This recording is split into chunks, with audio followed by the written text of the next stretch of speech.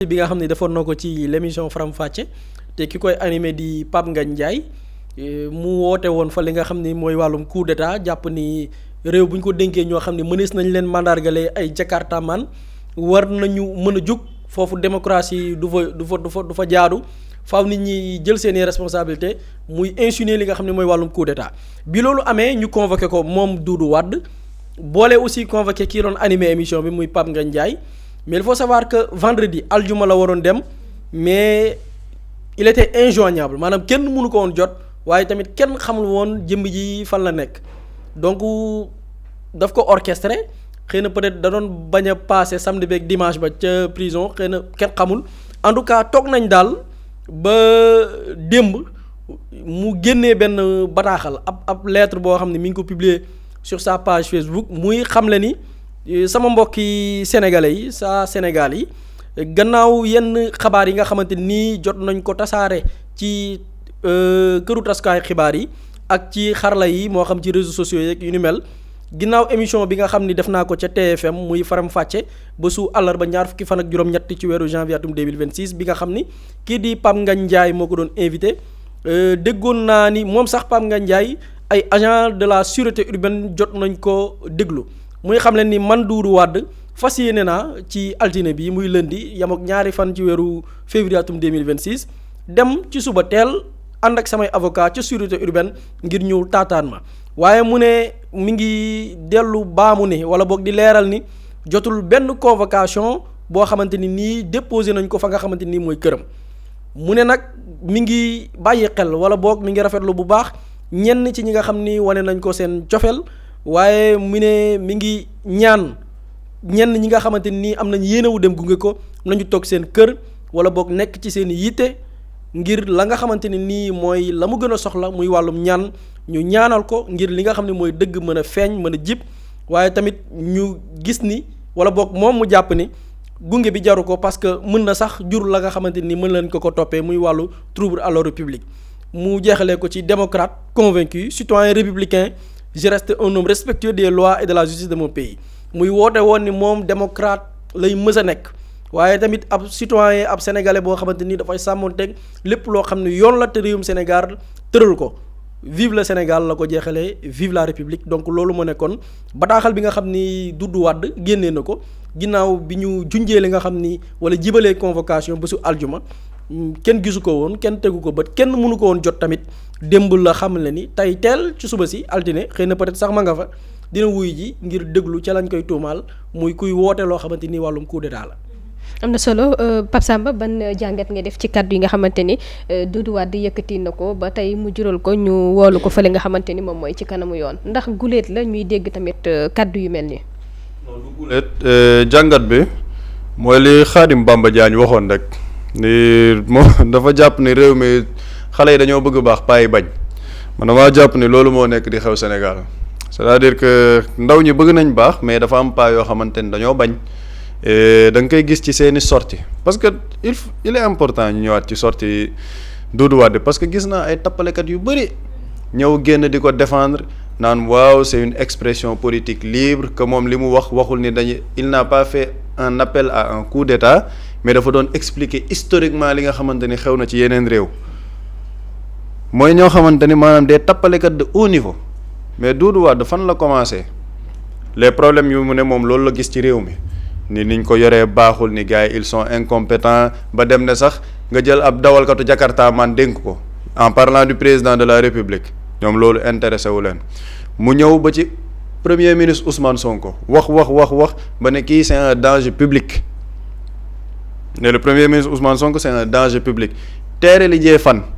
ne dëkk bi toll na foo xamante ni il faut que les forces vives de la nation dajaloo pour ñu xool li nga xamante ne moo nekk di xew ci réew mi et que neexu la wax parce que du démocratie mais am na ci réew yoo xamante ne bu ñu tollee ci fi ñu toll nii maanaam dañuy renverser affaire yi def un coup d'état parce que situation réew moo koy laaj léegi tappalekat yooyu nañu bu Doudou Wade ba muy wax loolu waxul woon ci situation Sénégal c'est-à-dire que il faut que ñu respecter maanaam intellectuellement sénégalais yi ni ñuy xalaatee et j'ai l'impression ni ñoom homme politique bu waxee daal dara mënu ko cee fekk dara mënu ko cee topp et on veut installer l'anarchie dans ce pays daal maanaam yow mën nga jeewu woote coup d'état ne waaw gars yi dañoo war a renverser un gouvernement dara du xew amul benn problème nañ la bàyyi nga ñibbi sa kër lenn rek moo ko waral nag gis nga il y a des hommes politiques qui ont appartenu à un système boo xamante ni depuis plusieurs années ci loolu lañ nekk di dundee et système yooyu nag dafa am privilège yu neex xam nga gars yi dañ ciy jàpp sax détournement de deniers publics yi mais xam nga logement yi mu ngi ci xaalis bi nga xamante ni ñu ngi ko doon percevoir mu ngi ci ay bons d'essence maanaam yu ñàkk xorom yu banal la ci xalaatu sénégalais mais yu am solo la ñu lay jox ay bons d'essence fii fin du mois am ku la daggal jox la xaalis lële korite ñëw wala tabaski ñëw am ku la jox lenn yooyu noonu yëpp gis nga système boobu noonu yëpp bu daanoo nag tu es en perte de repère léegi ñoom fenn la ñu mën a sukkandiku muy politiquement ñu mën a dellu si waat nañ ñëw ci angle politique bi xam nañ ne politiquement il ne représente absolument rien dans ce pays Doudou Wade ci ban parti politique la nekkoon PDS fan lañ toll jamono ji doo xam sax ndax PDS mu ñu ngi restructuré wu et moom dafa génnoon sax defe naa gedd créer la coalition Soppi Sénégal coalition boobu fan la mujjee à part Doudou Wade ban membre nga ci dégg donc ce sont des personnes yoo xamante ne xam nañ ne politiquement il ne représente rien dans ce pays mais face à maintenant justement comme am nañu ay lacunes politiques xam nañ ne waa ji fi nekk di leen sonal politiquement la majorité de la population moom la ñu topp mënaluñ ko dara politiquement léegi nag dañuy jàll sax tegee na la démocratie waa ji nañ ko renverser parce que moom moo ñu sonal des propos d'une extrême gravité man li ma xam ci homme politique mooy yow te moom sax ils sont contradictoires dans leurs paroles mu ngi ne moom dégg na jeunes yu bëri yoo xamante ne dañu ne ñoom li ñu yaakaaroon ci waa ji amul daal dañoo am déception mais bu fekkee ne yow jeunes yu bëri dañoo am déception yow am nga yow base politique boo mën a doxalee jeunes yooyu woo leen nga waxtaan ak ñoom organise des meetings demal nga structurer sa parti politique def base xam nga Sonko ak Pastef lu ñu leen munti waxal ba ñuy ñëw opposition dañoo teg un parti politique def un maillage national et international avec la diaspora dem wax ak sénégalais yi dem wax ci bradage ressources yi wax ci pétrole wax ci gaz bind ci ay téere wax nit ñi xam-xam sénégalais yi kenn moomu leen mën nga ànd ak ñoom ak politiquement wala ànd ak ñoom loolu sa coobare bopp la mais ils ont proposé quelque chose ba sénégalais yi topp leen ci loolu yow nga bàyyi loolu tu ne proposes pas de programme waxu FMI ak souveraineté dégg nga leen ñu ciy débat duñ ci débat campagne agricole duñ ci wax le plan de redressement économique et social duñ ci wax li ñor sénégalais duñ ci wax politiquement duñu organiser meeting amuñ base léegi nag dañoo bëgg ñu jéggi loolu noonu yëpp léegi comme ñoom politiquement ñoom mënuñ dara na armée bi jug wala union des magistrats bu ñu dem seeti ji premier ministre parce que ñoom comme amuñ puissance su jàkkaarloog waa ji dañuy délégué seeni xeex daal léegi ñooñu ngi ñuy délégué xeex bi après ñooñu buñ demee sax gisante ak premier ministre ñu continuer di fipp loolu mooy le problème de la classe politique actuelle et par rapport à Doudou Wade bi ñuy wax parce que j'ai vu beaucoup de personnes génn naan waaw c'est un parlementaire expérimenté c'est une personne boo xamante ni il a toujours défendu la démocratie et c'est un républicain le ticket présidentiel en 2012 ba ñuy bëgg imposer Karim Wade c'était qui derrière ñan ñoo nekkoon ci ginnaaw di ko défendre Doudou Wade il n'en faisait pas partie problème boobu lan la jural Sénégal il n'y a pas eu plus d'une dizaine de morts wala nit ñi dañoo foog ni nit ñi dañuy fàtte et li ñuy wax nii yëpp parce que damay gis ñu bëri di ko wax naan waaw yéen jeunes yi vous ne respectez pas les anciens xam nga doo joxoo leen cër man sama gëm-gëm lenn la gis nga ci wàllum kër buñ nekkee ci kër wala dans un espace privé ndaw day jox cër mag jox ko cëru ancien mais bu fekkee ne dañoo nekk dans le terrain de la réflexion intellectuelle maanaam waxu xam-xam foofu amul mag amul xale puso la ku nekk mën na ko for te ñun nag duñu nangu ñu ñuy gëmloo des personnes yoo xamante ne gis nañ li ñu def ci réew mi ñu bëgg ñu ko jox comme des mythes yoo xamante ni budul ñoom daal c'est comme on nous les présente comme si bu dee Sénégal taxaw na fii ci plan démocratique ñoom ñoo ko liggéey quoi ne c'est un ancien président de groupe parlementaire Abdou Mbow nekk na fi président groupe parlementaire et c'est pas pour manquer de respect à Abdou Mbow mais c'est pour dire que loolu du lu rëy et gis naa sax ñoom une liste d'anciens groupes de présidents de groupe parlementaire ne dañuy soutenir Doudou Wade ma gis ci ay il faut voir les personnes yi ñu fa cité Abdou Mbow bon Abdou Mbow du ma ñëwaat ci ay waxam parce que ku ma moom garaawul li yàlla xam doy na Aïssata Tall Sall mais faut voir la chute de Aïssata Tall Sall nit ñi nga xamante ni ñoo nekk di défendre on parle de kii encore Moustapha Diakhaté bii toog ci plateau naan moom li ko problème am mooy lu tax ñuy woowee waa ji ku sell ki voilà les personnes qui défendent Doudou Wade ñoom ñoo ñu bëgg gëmloo esprit républicain ba léegi esprit républicain bi mooy yow tu peux appeler à un coup d'état dans ce pays te dara du la ci fekk loolu nag mooy li ma wax sànq rek man damaa gëm ni c'est parce que l'esprit révolutionnaire bi waroon accompagner cette prise de pouvoir moom la ñu matérialiser wul parce que c'est pas la première fois nit di tenir discours yi wax nañ ko fi keroog Pape Malick Ndour toog na fii digg Ndakaaru wax ko dara fekku ko ci Doudou Wade bu ñëwaatee wax ko ba pare ñu naan ay il n'a pas été convoqué c'est simple sénégalais nañ ko comprendre nee na les hommes politiques bu ñu leen convoqué un vendredi dañuy ragal a dem parce que jàpp nañ ne convocation vendredi ça veut dire que VSD ngay def garde à vue vendredi samedi dimanche donc dañuy bañ a traverser le week-end nekk ko ci garde à vue looloo tax ñuy daw convocation vendredi ku leen wax convocation vendredi ils vont organiser leur injoignabilité comme ni ko Doudou Wade defee comme ni mu ko defee ne kenn jotu ko pour lan mu ne waa léegi ba pare li ci gën a neex nee na waaw mu ngi woo ñëpp nañ ko soutenir mais nañ ko gungee sans saa yi demal wuyu sa convocation wax nga li ngay wax demal nga wuyu ji et il y a des articles dans ce pays yoo xamante ni par rapport au droit pénal dañuy interdire li mu wax l'article 80 du code pénal à quoi ça sert Doudou Wade ses propos lan la def appel à une insurrection parce que loolu mooy dëgg dafa woote insurrection parce que quand tu fais appel à un coup d'état tu fais appel à un mouvement d'insurrection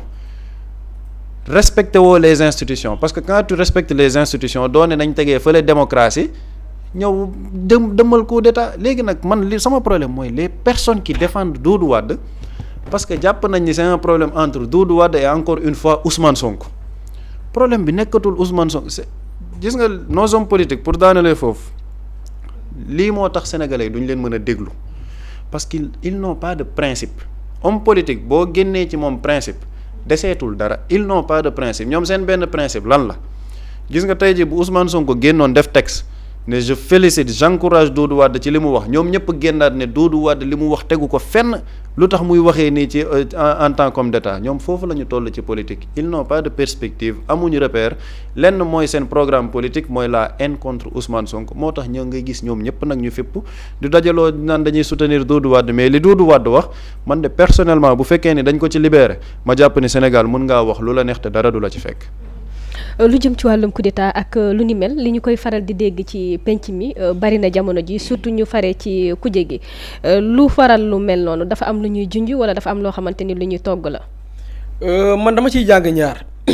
pardon benn bi ma ciy jàng mooy y a un pouvoir boo xamante ne nii ou bien un régime pardon bu fi toog conquérir le pouvoir au niveau des urnes maanaam dem ca mbañ gàccee ku ci nekk tànn ki la doy. te ba ñuy dem ci mbañ gàccee wax naa ko sànq il fallait éliminer un homme bi nga xam ne jàpp na ni kii warul nekk candidat tey jëlal le débat avec Ousmane Sonko je prends parce que coow li moom a ko waral tout le débat tourne autour de Sonko parce que le procédé est très clair Ousmane Sonko mooy obstacle bi c'est-à-dire que mooy barrière bi il va falloir qu'on fait sauter cet homme là na jóg na tëb. bu tëbee ba pare jomaay moom bu ñu jàkkaarloog moom dañ koy wanaasu c'est-à-dire que jomaay duñ ko sax siroté benn këlëmtikoo lañ koy def pare ci moom parce que amul base politique tey ñi koy créer ay coalition de façade là c'est des gens qui ne pèsent rien du tout c'est des gens yoo xam ne c'est pas des gens yi nga xam ne tey ñoo lay gëm di la xeexala poche moo leen fa bàyyi boo leen joxul billet Makka bu amee meeting nga jox leen ngir ñu mobiliser car fay ci chauffeur ba lenn lu ñu jël ko def ko seeni poche lii kese lañ la mën a la il faut faire sauter Ousmane Sonko Diomaye moom son cas c'est facile à régler amul ku ko soutenir moom amul nit amul ku ko défendre tey l'armée digitale de Pastef bi ko doon défendre tey ku ci ne toog nga jàpp sa mor sa njàmbur te ñoo yay nag parce que man mënuma la fal pour un projet bien clair ngeen ne bu ñu ñëwee dañuy dàq sàcc yi ñu ñëw sàcc yi ku ci nekk toog ba Canada wala Maroc di porter plainte munoo toog ne dañuy dàq sàcc yi ay nit ay rapport épinglé leen nga nommé leen munoo toog ne dañuy dàq sàcc yi sàcc buñ ci jàpp buñ la woowee takkal la mu tànk nga dem toog sa kër jàpp sa mor sa njàmbur ñooñu ñoo yay parce que dañu jàpp ni projet bi leen jaayoon dañ ko trahir donc il est seul léegi nag pour faire face à Diomaye il faut faire sauter Ousmane Sonko parce que mooy kiiraay bi te pour faire sauter Ousmane Sonko ñemewuñ ko ci affrontement politique c'est-à-dire que lii mooy problème déggal le débat avec Sonko ses détracteurs lan la ñuy waxal daal waaye doo fi nekk candidat da ngay gis mbër bu daan ne jox leen ma ci ponkali ñii dama leen xeeb parce que da nga jàpp ni yow pour faire valoir say talent da nga war a affronter les meilleurs Sénégal l'exception mondiale fii ay nit dañuy taxaw ni man du ma dem combat ak diw maa bañ dewuma élection ak Ousmane Sonko maa bañ maa lànk kon nga gis ni pare wuñ pour affronter ko sur le terrain politique comme que pare wuñ pour affronter ko sur le terrain politique comme niñ ko waxee ñoom ñoo wax de man du samay cadre ñoom ñoo wax maa dégg Pape Malick Ndour mu ne nañu boole les forces vives de la nation créer insurrection daaneel ko woo Macky Sall mu gérer la transition Doudou Ndoye bi mu ñëwee il a répété les mêmes propos bu tudd les syndicalistes maanaam syndicalistes yi yéen am ngeen rôle bi ngeen ci war a jouer ci coup d'état boobu noonu parce que nu muy demee tey ñoom ñi ngi wax le pays xam nga dëkk baa ngi dox tey amoo lay pour ne yow da ngay coup d'état ci dëkk bi maanaam tey boo dee damay coup d'état Sénégal yow fan nga koy teg fan tey ñi ñuy tudd ci wàllum sàcc tey booy xoolee sax ñoo ëpp doole ci dëkk bi ñoo ëpp liberté ci dëkk bi c'est-à-dire justice mi ngi fonctionner nit ñaa ngi xëy di liggéey état la mu mën akas néew mi ngi fay ay bor te on parle de dette cachée des dettes cachées de plusieurs milliards gars yaa ngi koy fay te régime bi weesu ñoo ko fi def léegi yow boo bëggoon def coup d'état foo koy teg amoo foo ko teg léegi nan ngay def par la manipulation moo tax moom Doudou Wade bi muy wax dafa faire benn clin d'œil au mouvement syndicaux ne yéen ci ngeen bokk parce qu'il faut créer des conditions yoo xamante ni nii mouvement de grève bi dafay taxarnaase ku ne da ngay xëy liggéey sa doom wàcc ana jàngi nga ne jàngiwu ma parce que enseignant yaa ngi grève ils veulent passer par ça Doudou Wade loolu la wax les mouvements syndicaux ce n'est pas seulement l'enseignement y a la santé yéen mouvement ñi nga am yéen a ngi yëngi ci wàllu santé aussi aca jug leen waay léegi bu fekkee da nga faire sauter le verrou Ousmane Sonko tey le pacte de la stabilité sociale là Ousmane Sonko il a beaucoup de militants xam nga Ousmane Sonko le rôle bi muy jouer dans le gouvernement ce n'est pas seulement coordonner sàcc yeeg yooyu noonu loolu ci gën a ndaw mais y a des personnes yu nekk dans des secteurs très stratégiques am na lu ñu ko rusé plus donc c'est ça boo xoolee ñi nga xam ne ñi ngi dans des mouvements syndicaux Doudou Wade li muy jëbal nii parce que ci mouvement syndicaux yi am na ñoo xam ne am na ñu rusé Ousmane Sonko mais gis nga bu jógee woon tey nekkatul le chef du gouvernement am na yu bari gars yi di muñ nii tey gars yi dañuy jóg de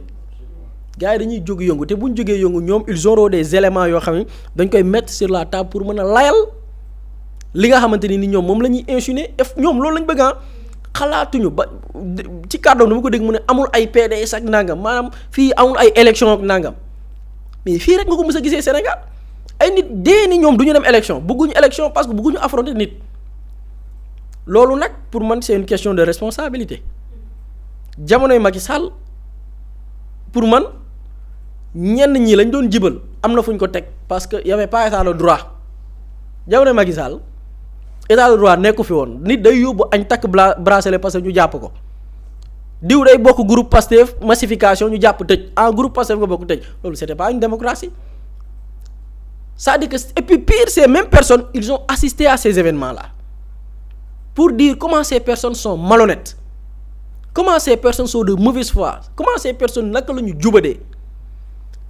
pire xew na Sénégal ces gens ñoom Doudou Wade yi ñi ngi fi woon personne n'a pipé mot te pourtant ils étaient là bi Macky Sall di def lii jàpp ay jigéen yoo xamante nii dañu wan lor nga jàpp leen tëj leen ci kaso bi Macky Sall la ko def jàpp jigéen boo xam ne doomam ab parental la wala sax feragul nga jàpp ko boole ko tëj ko ci kaso bi famille lëmm nga dem fekk leen jàpp baay jàpp doom jàpp goro jàpp sët ñëpp tëj ci kaso bi xëy bàyyi leen comme ça où était Doudou Wade fan la ñu nekkoon ak ses souteneurs là ay Khalifa Sall maa ngi ko gis y a des politiciens yoo am da leen xool rek yàlla xam na ni doo bëgg a sax prononcer les mots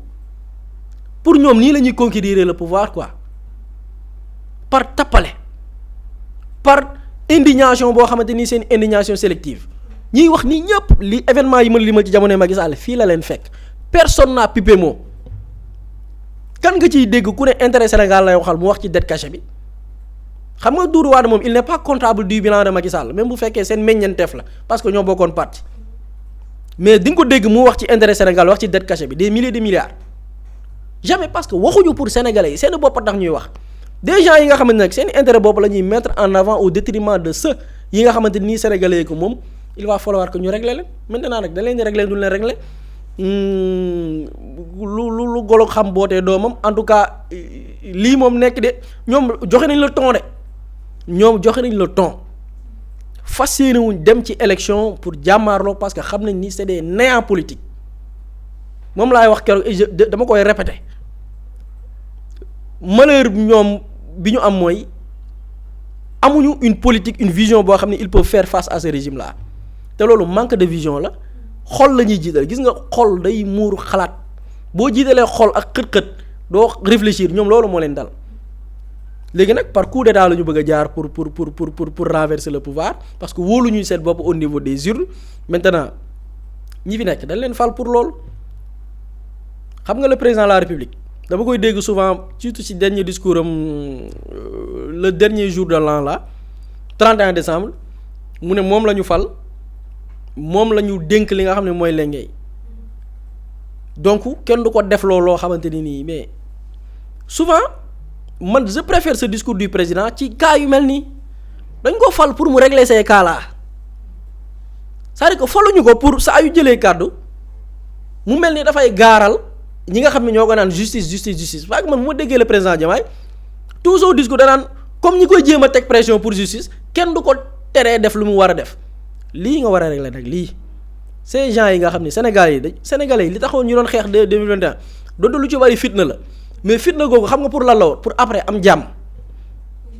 dugalaat kon ci joojule fitna. ndax coup d'état yi ñuy faral di woote dëkk yi mu am yépp gis nañ la fa xew lépp. parce que seetaan la Sénégalais yi dañu joxe le ton malheureusement amuñu répondant mars 2024 les Sénégalais ont donné le ton mooy dañu fi bëgg a jëlee ce système politique ces gens là yu toog di wax ay Doudou Wade yi mais Doudou Wade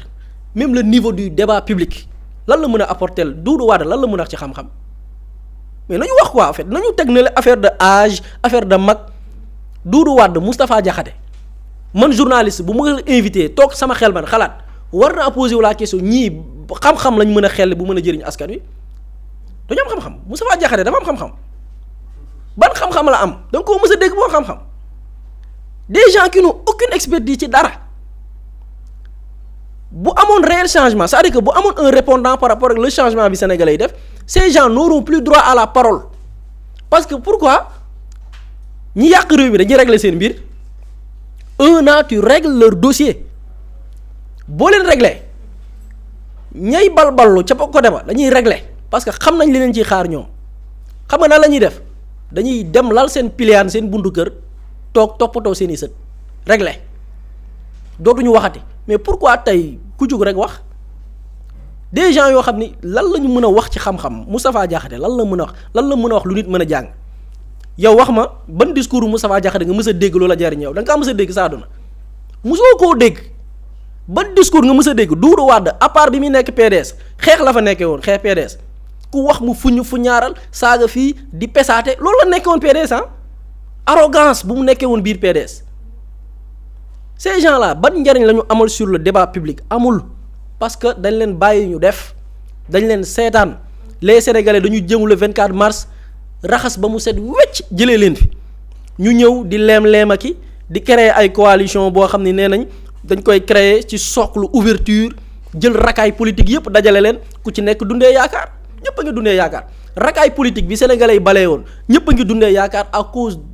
dama ne d'une seule décision et il faut oser le dire à cause de la coalition Diomaye Président problème bi Sénégal yi jànkoonteel tey lépp du lenn lu dul coalition Diomaye Président moo ko créé depuis bi mu signé tabb Mimi Touré moo tax rakaay gépp amat yaakaar ni on peut espérer le retour du système par des manigances par des combines mais loolu les Sénégalais ñu ngi observer di xool gis nga ñi fi dindi woon la fi nekkoon ñu ngi dund ba tey ña waxoon ba Sénégalais yi am benn état d'esprit xam ne lii dañ ko war a soppi ñu ngi dund ba tey et les mêmes personnes tant que suñu borom mi leen di may bët di leen may làmmiñ di leen may waxukaay di leen mën a may di leen may jooyanti di leen mën a may ñu jël seeni carte jëlee fi li fi nekk de manière démocratique am nañ fullaay bu ñu demee ba ca cappaandaw ga gis lu leen naqari ñu amaat seen fulla yeewu fajar la taxoon ñuy xeex ngir jëlee ko fi ñu gis ni ay nit a ngi def ay combine pour indiwaat ko fi ñu jëlee leen fi sénégalais yi am nañ mat googu yàgg nañ koo wane ñun ba ñuy voté amaguñu indépendance dama ko doon répété bi benn jour ñun Sénégal dafa amoon sañ-sañ laataa 1960 ñu bari bu ñuy wax wàllum vote dañuy jàpp 1960 la tàmbalee les sénégalais voté avant l'indépendance les sénégalais da doon bañ avant l'indépendance te loolu du tey la loolu deretu ñay bañ a ngi bañ ba tey de combine kat ya tubaabee ña ñu àndaloon di combine ña ngi fi ba tey de parce que deret du fen waaye góor yi ña doon xeex avant 1960 ña soppi woon fexe ba nangami alternance am fi jeunes yi doon daw ci bañkat yooyu noonu depuis avant 1960 des siècles jeunes yooyu ñoo fi nekk seeni sët doonu leen seeni doom doonu leen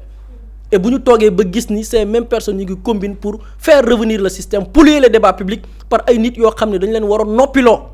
waruñu wax parce que kuy wax mooy kuy xelli xam-xam li nit mën a jariñ mais invité 2 gens yoo xamante ne nii ba ñu juddoo ba tey ba ñu dalee wax télé ba tey mosuñoo wax lu jariñ nit loolu parce que on a laissé faire des gens di def lu leen neex on a laissé faire des gens tëral tey benn protocole ok lii la ñuy waxtaanee dinañ waxtaanee li war a taal réew mi nañ toog waxtaanee ko et puis l'animateur tout correctement toog di leen seetaan ñuy wax lu leen neex il est complice irresponsable aussi mun ko ci rajouter parce qu'il a laissé faire pour une personne boo xam ni musoo ko xam ci tekki tekkaaral par rapport ak l'invité bi muy jàkkaarlool responsabilité moo koy régler bu ko responsabilité réglé wul les sénégalais comme je l'ai dit la ñu def ba jëlee fii li fi nekkoon am nañ matuk bu leen leere ni mbañ gàcce woowaat nañ leen ci ñu jëlee waat la ñu xeexoon pour jëlee ko fi par des votes au niveau des suffrages. solo xam naa lu ci mën a xew des na leen ko daal di baaxewaat ndax ni ki tey jii rek moom